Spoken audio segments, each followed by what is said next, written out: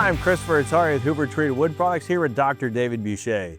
Dave, does Hoover have any rated assemblies that would help an architect when designing a structure? Yeah, we have a unique fire resistance assembly. It's a 2-hour rated assembly from the interior and either a 0 rated assembly from the exterior or 1-hour rated assembly from the exterior. That's UL Design number V314, and it contains PyroGuard lumber and PyroGuard plywood. So in order to achieve the 1-hour rating from the exterior, a non-combustible masonry or Portland cement exterior stucco finish is required.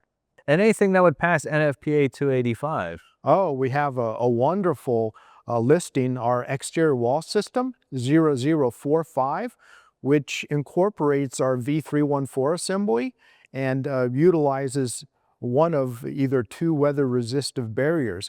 And this system demonstrates that our PyroGuard plywood can meet the requirements of NFPA 285. Excellent.